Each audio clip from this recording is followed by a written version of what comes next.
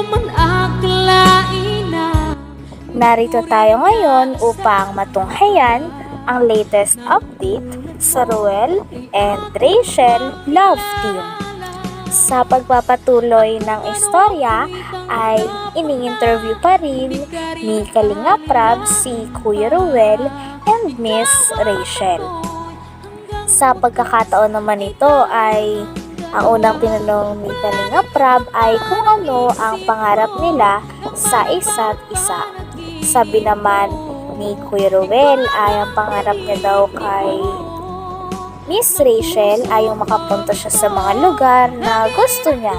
Pati din daw ay sana kasama din doon ay ang pagpunta nila sa Davao o sa pamilya ni Kuya Ruel.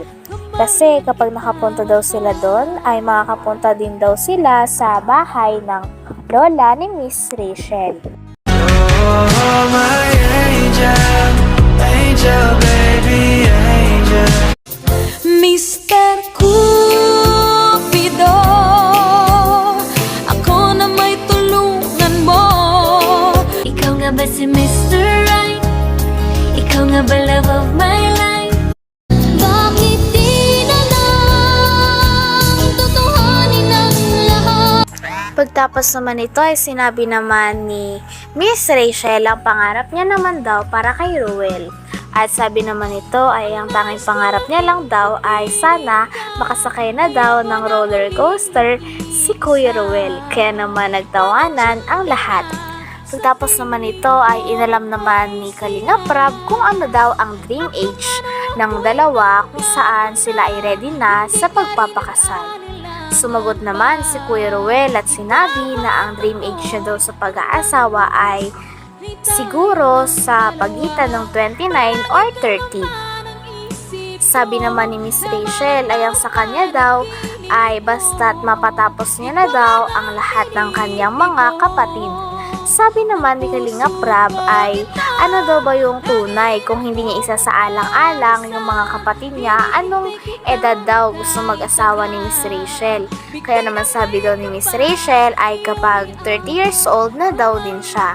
Ngunit maaari pa naman daw itong magbago. Oh, my angel, angel, baby, angel.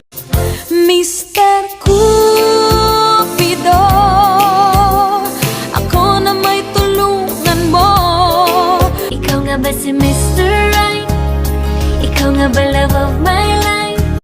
Bakit di na lang tutuhanin ang lahat? Pagtapos naman ito ay tinanong ni Kalinga Prab kung ano ang love language ni Kuya Ruel and Miss Rachel. Kung ito daw ba ay quality time, words of affirmation, receiving gifts, at iba pa. Ngunit ang sinagot ni Kuya Ruel and Miss Rachel ay quality time. Ano naman yung pangarap nyo na magkasama kayo as a friend, parang ganun? Ano yung pangarap nyo together? Ano ba, gusto nyo makapag-travel, parang ganun? Ano yung pangarap nyo na kasama ang isa't isa? Alam ko pangarap niyan. Ikaw ba? Siguro, minsan niyaya ko siya sa mga, halimbawa, kung gusto niya pumunta ng Baguio, ganyan, mga lugar na gusto niya, travel. pero hindi pa naman sa ngayon. Pangarap pa lang. Pangarap pa lang. Oo. Ikaw? So, niya makasakay ng roller coaster. Ha? Ano? Makasakay ng roller coaster. Roller coaster. At isa din insa na sana makasama sila. Siyempre si Rachel na makapunta sa lugar namin sa Malalag. Kasi isa din yun sa pinapangarap ko din na mapuntahan niya yung lugar ng papa mo doon sa Malalag. And siyempre pangarap ko din na mapuntahan niya yung kanyang lola doon sa Bukidnon at maging mga pinsan niya doon. Kaya sana mangyari yun. Pangarap talaga ni Insa, no? Sayang naman kung hindi matutuloy. Di ba, Rachel? Pwede mo naman kausapin si Papa andyan na. Mamaya kakausapin namin. Ano? Nag-interview ka tayo. Ito naman, si Roel muna, ano? Anong age ka or your ideal age mo na mag-aasawa ka?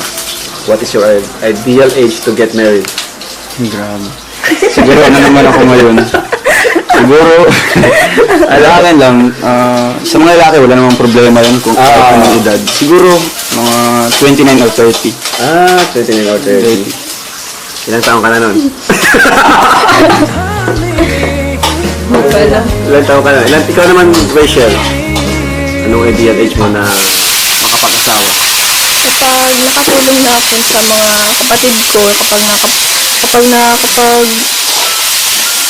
nakapagpatapos na ako ng mga kapatid ko sa pag-aaral. Ay, matagal pa yun. Ilang taon pa lang si Catherine.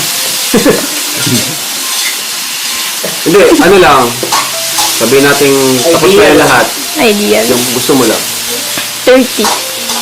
30. Ngayon kasi, normal na lang gano'n, nag-aasawa eh. 30. Depende pa rin. Pwede pa rin magbago. Pwede pa rin magbago. No? Nasa tao yan.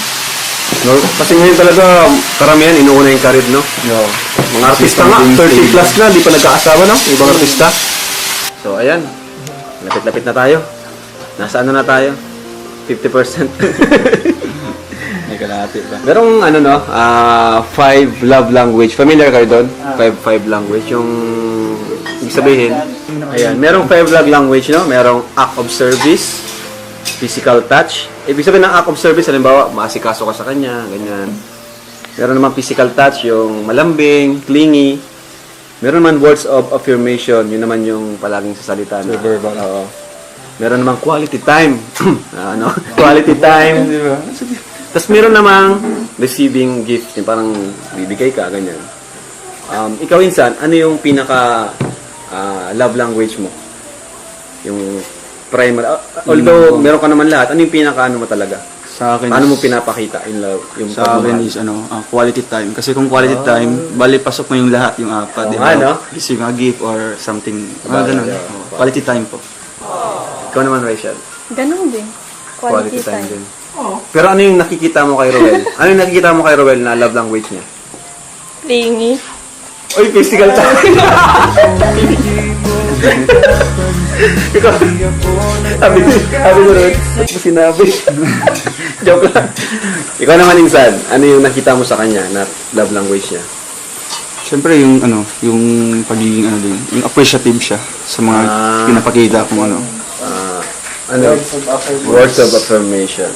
Nice, nice. Ano naman yung pinakamagandang regalo na natanggap mo kay Insan, Roel? Yung quintas. Quintas? Wow. Ikaw naman, may natanggap ka na ba? Wala pa. Normal yun kasi siya naman yung nanliligaw eh. Ganun talaga, di pa naman kasi kayo eh. Nung una kayong magkita, no? Ano Insan Roel yung first impression mo kay Rachel? First impression mo sa kanya? Siyempre, di na tayo, lalayo pa. Maganda. Maganda. Tapos, So, at nung nung, ano ka ba? Ba? Nasungitan ka ba? Or ano? hindi man, at nung medyo nakikilala ko na siya, mabait. Mabait talaga. Pero sa una, maganda. Tapos, akala mo. Pero ano talaga siya? Mukhang mabait na talaga. Mabait talaga. Wala nang approachable, gano'n. approachable. Smiling face, no? Kaya, Ikaw naman, first impression mo. Roel. Masungit ba o ano? Ikaw? Kung titingnan, parang masungit. Oh. Tsaka parang hindi siya nag-entertain ng iba. Parang ano, hindi siya approachable. Kung titingnan, pero pag nakilala, hindi. don't judge the book by its cover. Kaya ko kung titingnan ng bago. O baka mag-away Hindi pa pati kayo nag-aaway. Tampuhan lang. Alright, so meron tayo ditong fast talk. Hindi ang interview mo. Okay, fast talk tayo, bro. Ayan, so tapos yung interview natin. Meron pa tayong fast talk dito. Ano ganito, dapat pagtanong ko, sabay kayong sasagot. Oh my God. Sabay dapat kayo sa fast talk. Maputi o kayo manggi? Yung manggi. Sabay. Madaya, sorry. Bilang. 1, 2, 3, go. Maputi kayo manggi. Sakto lang. Yung manggi. Wala mang sakto lang. Wala man sa choice. Ay, kayo manggi. Dapat sa choice lang. Parang magkano? Kapote na kayo O kayo manggi yun. Kayo manggi. Oo. Kayo manggi. Sayo ka. City or province? Province. Hugs or kisses? Hugs. Malalat o daet? Daet. Sa pangansyang ka na sa piling. Hanggang dito na lamang muna ang ating update sa Ruel and Rachel Love Team. Maraming salamat sa inyong panonood. Bye! At ako'y hanggang wakas ay tayo ng